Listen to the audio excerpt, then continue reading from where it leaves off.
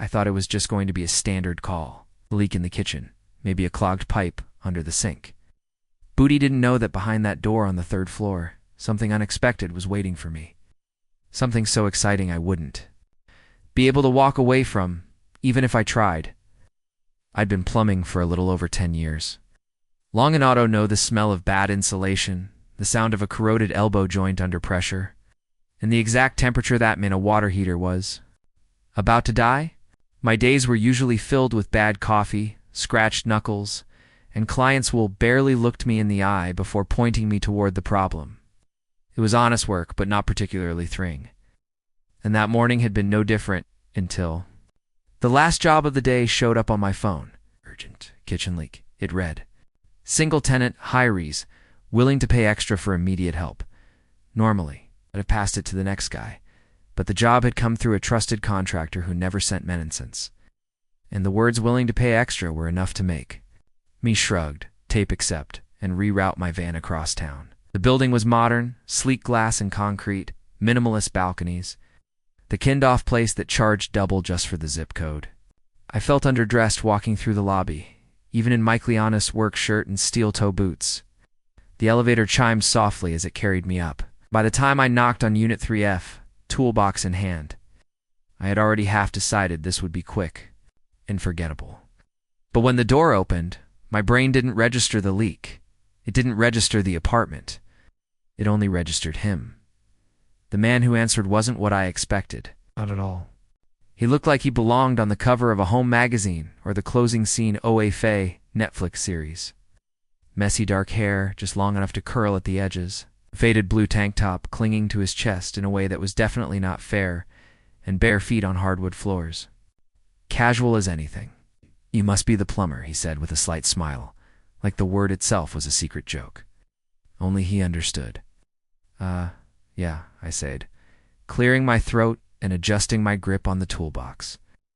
I'm Theo. Sebastian, he said, stepping aside. Come in.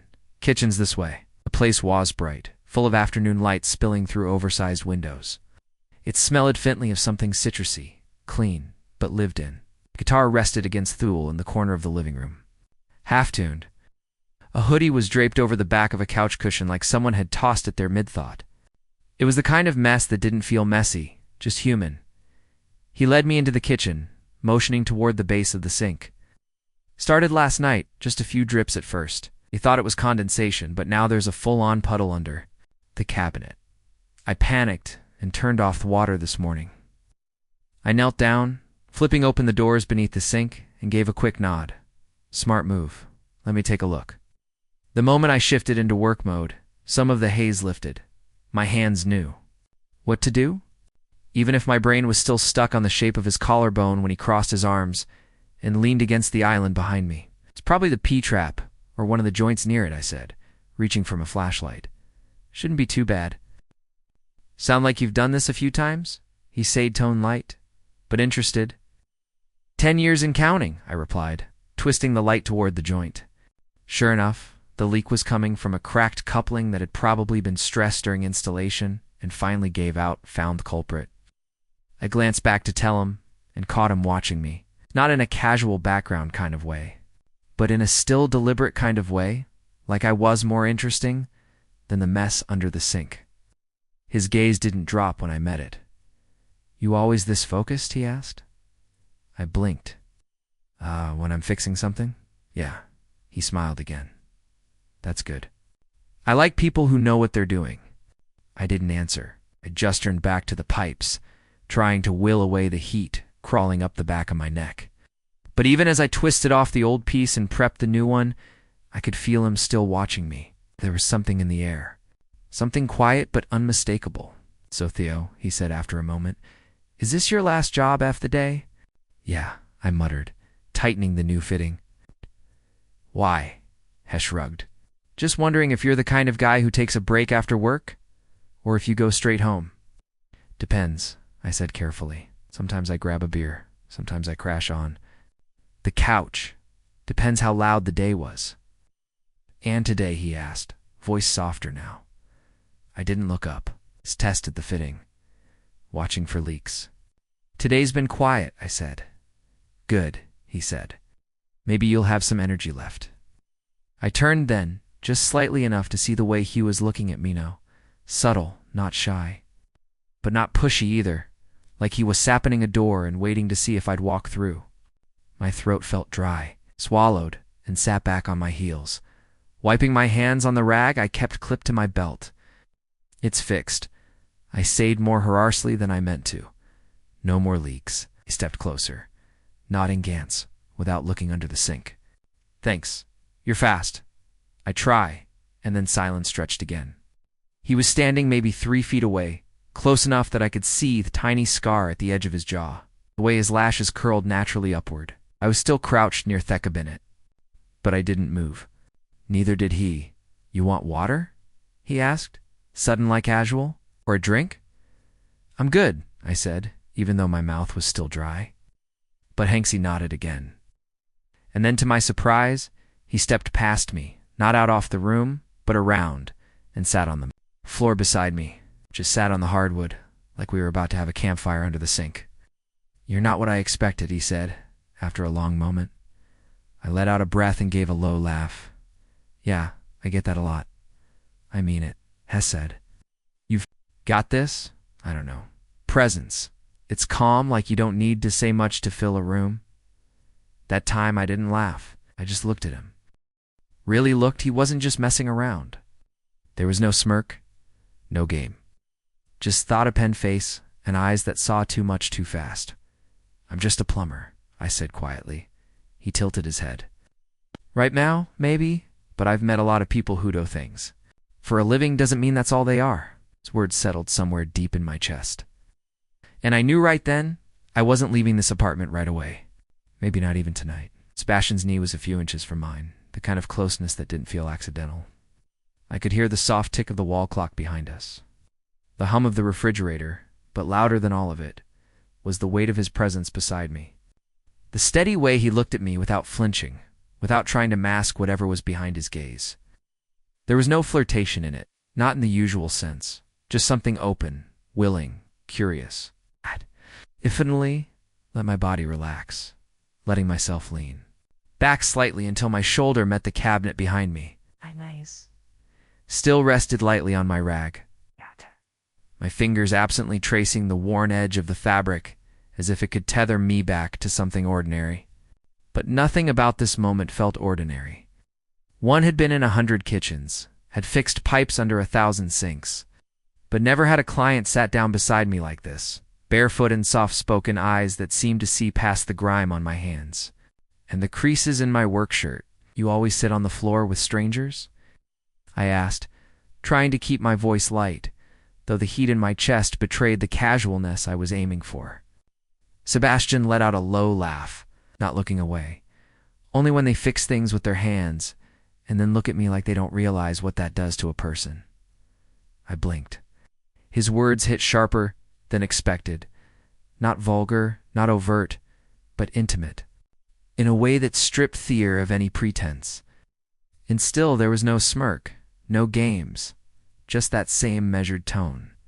As though he wasn't afraid of the truth living in plain sight between us, I shifted my legs, one knee rising so I could rest my arm on it. I didn't answer right away. Part of me still clung to the script I was supposed to follow. Get in, fix, get out, repeat. But this didn't feel like a script anymore. It felt like something else entirely. Something unscripted and dangerous in the most tantalizing way. I don't usually get invited to stay after a job, I said eventually, let alone sit on kitchen floors. Sebastian smiled a thought, but it was a softer thing this time. It's tinged with something more vulnerable. You don't look like the kind of guy who ever stays long enough to be invited. I exhaled, a slow breath through my nose. He wasn't wrong. I'd built my life around boundaries, around being the guy who knew how to fix things, not feel them. I wasn't supposed to sit here, heart tweened slowly but firmly behind my ribs, wondering, what would happen if I leaned just a little closer? But I was wondering.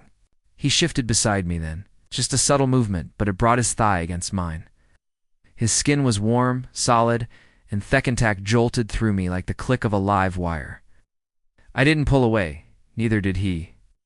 I made tea, he said suddenly, and the change of subject was so gentle it almost disarmed me. Would you have some? You look like you could use something warm.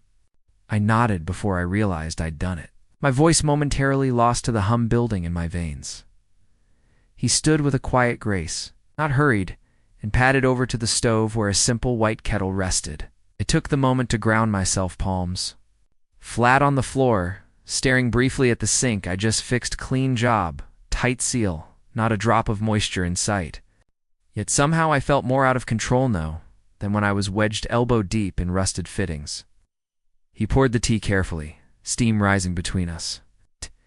Hisselhuet, framed by the early golden light slipping through the window. When he returned, he handed me one of them eggs, the ceramic warm in my hands. I took a sip. Chamomile, smooth, light, lively, with a hint of honey. Not the kind of thing I ever made for myself, but it felt strangely perfect for this moment. We sat again, not on the floor this time, but on the bar stools at Thekachin Island, side by side, like we'd known each other longer than half an hour. The conversation slipped into our rhythm, slow but steady. I told him about the time I got stuck inside a crawl space in the middle of winter, and he laughed so openly I found myself smiling into my cup. He told me of his first apartment, how he once flooded his own bathroom trying to fix a leak with duct tape and determination. I laughed at that, and he didn't seem embarrassed, just amused at how far he'd come since. Beneath all of it, beneath the surface talk and the laughter, was that persistent hum. That quiet gravity between us, like we were circling something too big to name yet, but neither of us was willing to turn away from it. At some point, the mug in me hand was empty, and Sebastian gently took it from me, placing both our cups in the sink. His fingers brushed mine, Ash did, and I felt that same charge again. Spark, a pause, a question lingering in the space between our hands. He turned to face me fully now, his voice lower than before, almost careful. You can say no. You can walk out right now and I won't stop you. If you're feeling what I think you're feeling, then don't. I held his gaze, and in that long suspended moment, the rest of the world fell away. It was just us DWA men in a kitchen where the pipe had been fixed, but something else had broken open instead. I stood up slowly, stepping closer until there was Barrow Lyeen space between us. My hand reached up before I could think better of it. Fingers curling gently around the city of his neck, my thumb brushing the edge of his jaw. He didn't flinch. I feigned into the touch, eyes locked.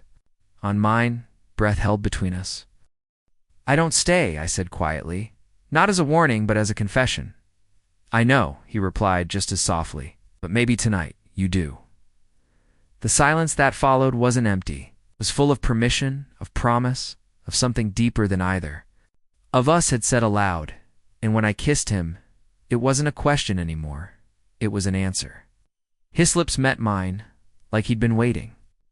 Not just since I walked through his door, but maybe longer. The kiss was low, unhurried, but beneath it was a tremble of need, of surprise, of something dangerous becoming real. Mayan slid behind his neck. His fingers gripped my shirt near my chest, and the world tilted slightly around us. There was no rush, no hunger for conquest, only the steady unfolding truth off contact.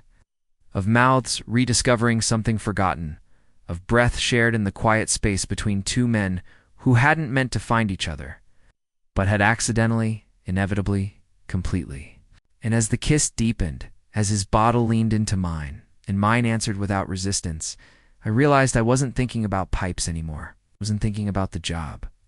Because whatever this was, whatever we had just stepped into, it had nothing to do with broken plumbing and everything to do with what was about to spill open between us. And the craziest part was yet to come. We didn't move right away after that first kiss. We simply stayed close, breathing the same air, our foreheads, nearly touching as if any greater distance would unravel something that had just been begun to stitch itself together. I could feel his breath on my skin, warm and steady, and the faint tremble in his fingers as they clung to the fabric of my shirt like he wasn't ready to let go. And neither was I. There was a quietness in that moment that felt like more than silence.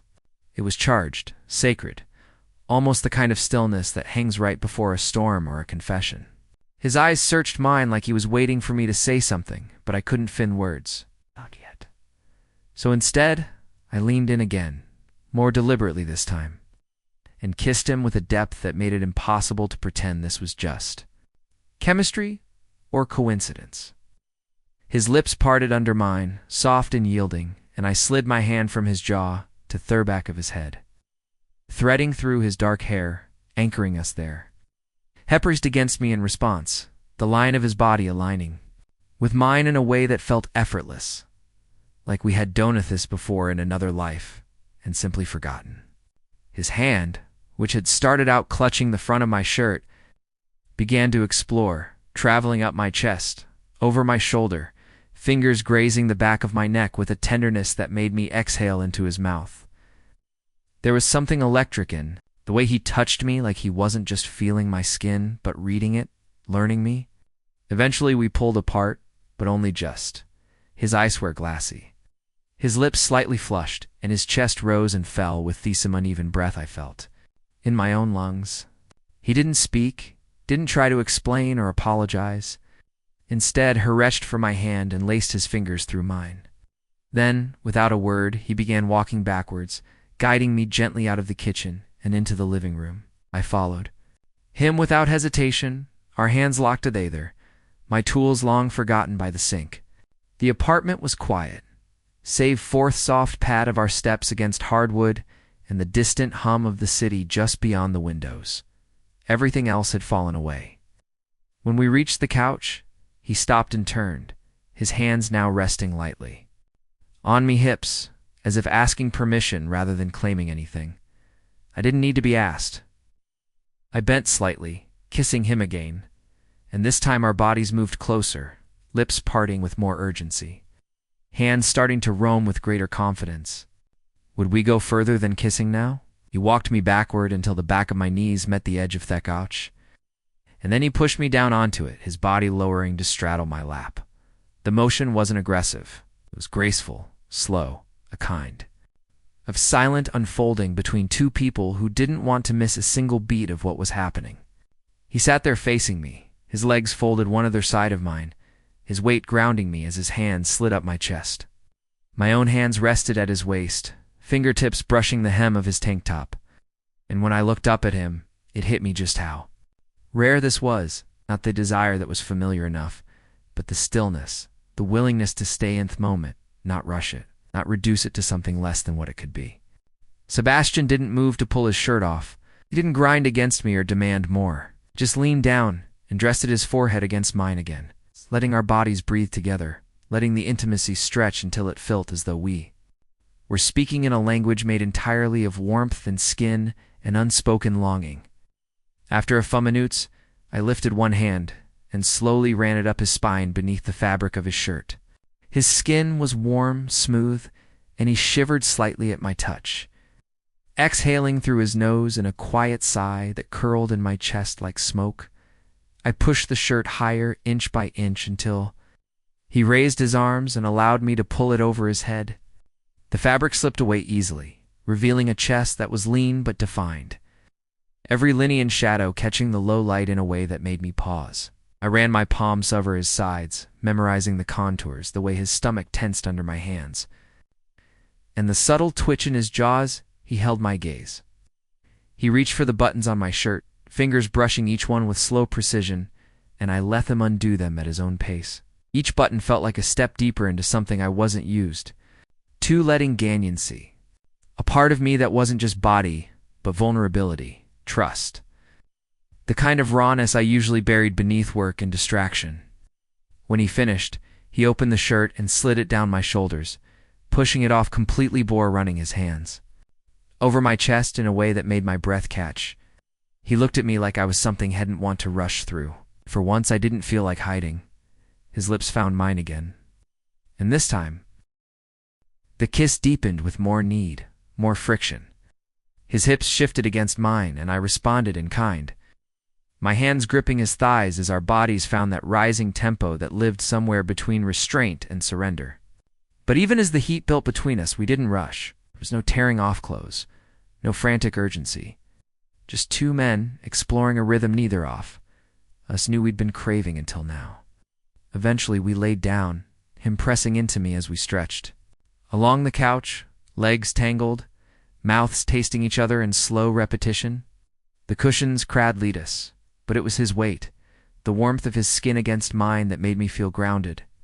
My hands roamed his back, and his fingers slid into my hair, tugging gently as he whispered my name between kisses. And I whispered as Tunobeko as I needed to, but because it felt like something sacred, something worth saying in that breathless moment.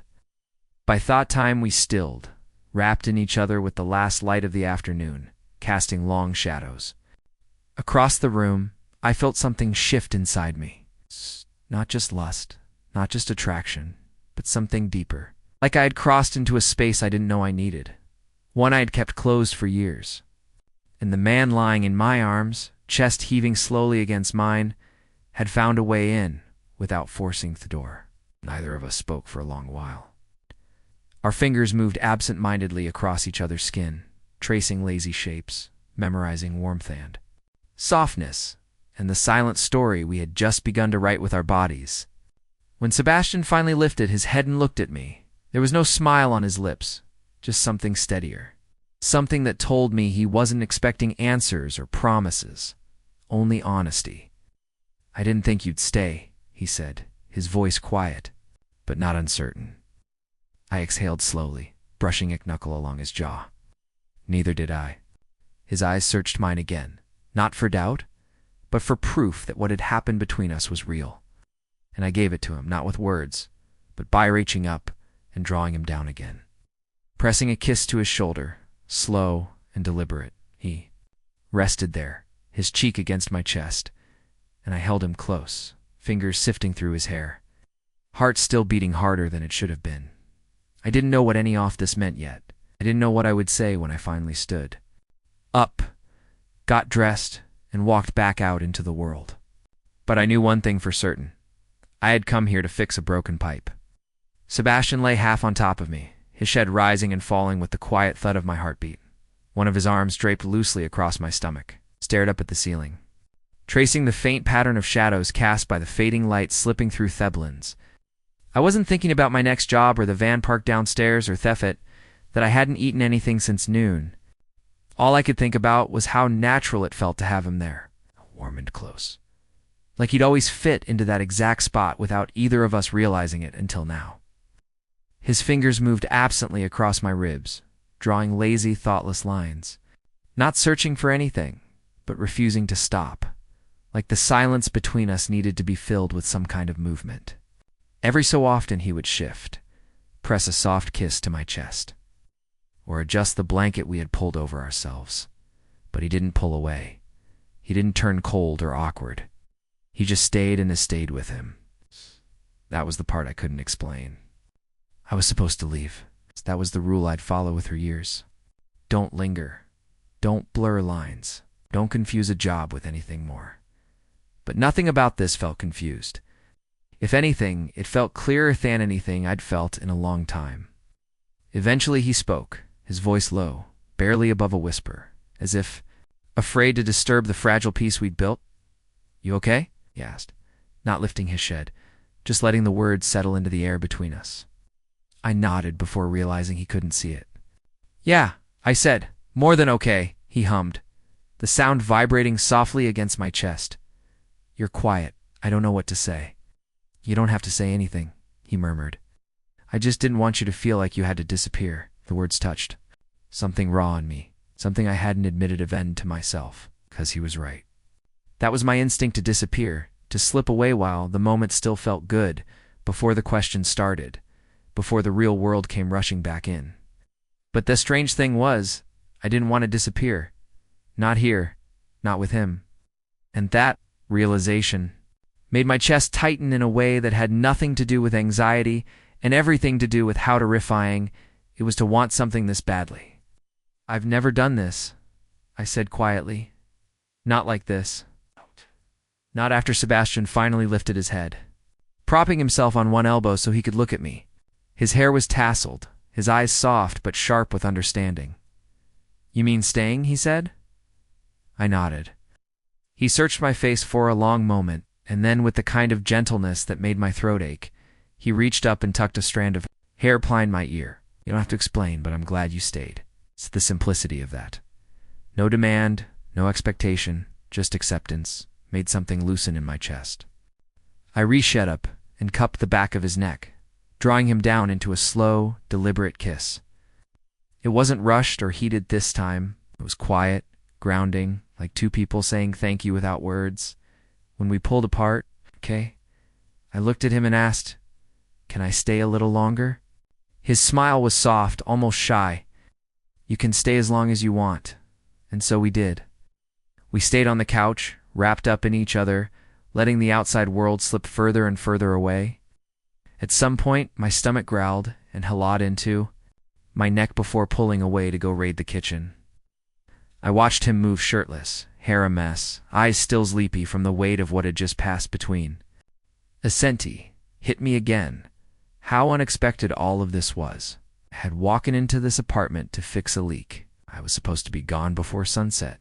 Instead, I was watching a man mac a grilled cheese with the care of a 5-star chef, humming some soft tune to himself, as if having me here was the most natural thing in the world. We ate on the couch, sitting cross-legged, knees touching. He handed me a can-off soda and kicked his feet up onto the coffee table, not bothering with coasters. The grilled cheese was perfectly crisp, the kind of simple comfort food that tasted better because it was made by someone else. Someone Woe's bare shoulder was brushing mine every time he reached for a napkin.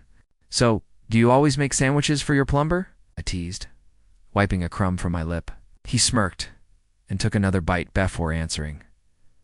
"Only the ones who kiss me." I chuckled, shaking my head. "I guess I'll need to start charging extra." He turned his head and looked at me, something more serious flickering beneath the playfulness. "You think this is going to complicate things?" I didn't answer right away. I didn't want to lie, but I didn't want to say something that would break the spell either. After a moment, I set down my plate and leaned back against the couch, looking up at the ceiling like it might hold the answer. "I don't know," I said honestly. "Probably, but I'm not ready to walk away from it." He nodded slowly, absorbing the words without trying to push past them. "Good," he said after a beat, "because I didn't want you to." Finish the food, and then he pulled me back down beside him, resting his head on my chest again. The sun had disappeared by then, and their room was lit only by the soft glow of a floor lamp in the corner, casting a golden hue over everything. We didn't talk much after that. We didn't need to. His breath was steady, and mine eventually matched it. Like our bodies were learning to sync in more ways than only. I must have drifted off at some point, because when I opened my eyes, the room was dimmer. The lamp turned off, and Sebastian was shifting beside, pulling a throw blanket over both of us. He noticed I was awake and smiled sleepily, his voice barely audible. "I didn't want to wake you," he said. "You look so at peace." I reached out and brushed a hand down his arm, anchoring him to me. "I don't remember the last time I felt like this." He leaned in and kissed my shoulder before settling in beside me again, his body warm and familiar. Now, we slept on the couch that night, limbs entangled, wrapped in each other like some quiet promise neither of us had the words for. It wasn't a booth sex anymore. It wasn't even about the kiss. It was about what came after. The choice to stay, the decision not to run. And as the city whispered outside the windows and the quiet darkness off the apartment folded around us like a second skin, I knew something had changed.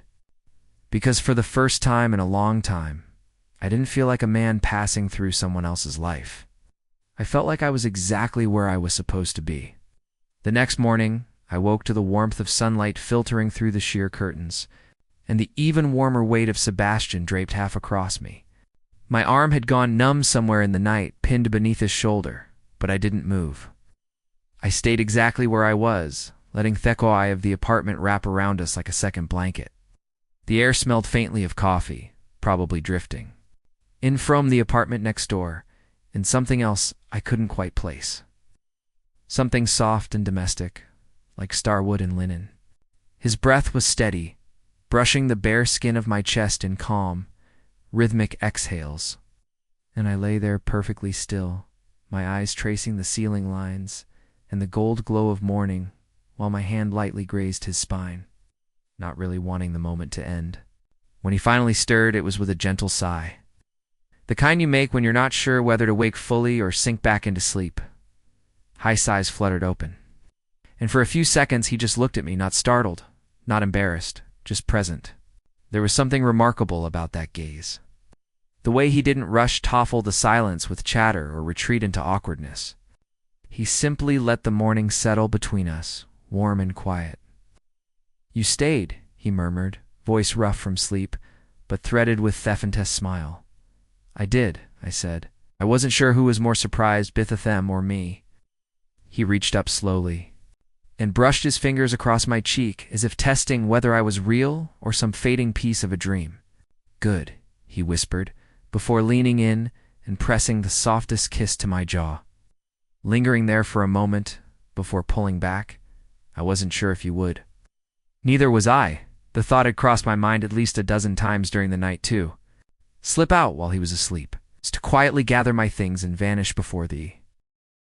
Morning light made everything real, but I hadn't. Not because I was cornered or caught, but because something in me had finally stopped running.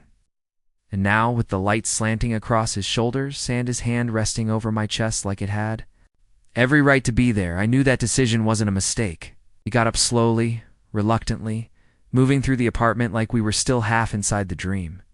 He made coffee while I sat at the small dining table, watching the way he moved barefoot across the kitchen, yawning between steps, the hem off his t-shirt brushing the tops of his thighs. It was intimate in a way that made my throat feel tight. Not because yeet was sexual, but because it was real, unforced, familiar in a way I hadn't let myself feel in years.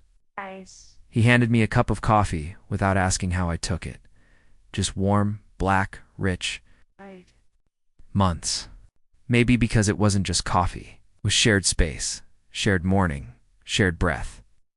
We sat across from each other, sipping in silence. It's not out of discomfort, but because the silence felt earned now. It's like we didn't need to fill it with words just to prove we were okay. Eventually I said, "I've got anathergib today." Couple actually, but they're small ones. He looked up at me, nodding. Back to normal. I don't know what normal is anymore, I admitted, and that made him smile fide, but deep, like he knew exactly what I meant. "I won't ask for anything," he said gently. "Not more than what you're willing to give.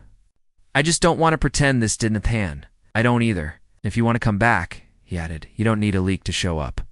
That made me laugh low and real. It's a kind of sound that comes from deep in the chest. Good to know, though. I should probably leave my wrench here as an excuse. "You can leave whatever you want," he said, voice quieter now, more serious. "Your tools, your number, he paused, your presence, if that's something you're willing to share." I reached across the table and covered his hand with mine. It was a small gesture, but it said everything I wasn't sure how to put into words. His fingers turned beneath minion gripped back, strong and sure. I left an hour later, not in a rush, not with the door half closed and my shirt half buttoned, but with intention. He kissed me by the door, slow and steady, and I walked out carrying more than just me gear. I carried something that felt like the beginning of a second life. Over the next few weeks, we kept things quiet. I'd come by in the evening sometimes when the jobs were done. Andy's sky had begun to turn orange over the city skyline. He'd cook or we'd order takeout and eat it on the floor, legs tangled, our voices low like we didn't want to break whatever spell we'd found. Sometimes we'd talk for hours about childhood, about regrets, about the weird in-between spaces we'd both been drifting through for years. Other times we didn't talk at all, just existed near each other, letting that nearness speak for us. And when I wasn't with him, I found myself looking at the world differently. I started noticing things like how the light hit a certain apartment window just before dusk, or how someone's laugh could echo down a hallway and make a space feel less lonely. My clients noticed too. One woman asked me if I'd fallen in love, and I gave a quiet, lopsided smile I didn't know I had in me and said something like that. It wasn't dramatic, it wasn't cinematic, but it was real. And then one evening, after an author-quiet dinner and a glass of wine that lingered on the tongue, I turned to him on the couch and said, "You know, you wasn't looking for any of this, right?"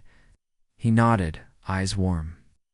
Neither was I. Beauty, I'm glad it happened. So am I. I took his hand in mine, and gave it a gentle squeeze. "You were the leak I didn't know needed fixing," he grinned, playful but soft. "And you were the one who finally made this place feel whole." We sat like that for a while, his head against Miss Holder, my arm around him, the night curling in around us like a soft breath. And for the first time in a long time, I didn't feel like I had to brace for something to fall apart. Because maybe, just maybe, this wasn't a job that wouldn't when the tools were packed and the invoice sent. Maybe this was the start of something. Neither of us had planned, but both of us needed. I didn't come to fix his pipes anymore. I came because I wanted to stay.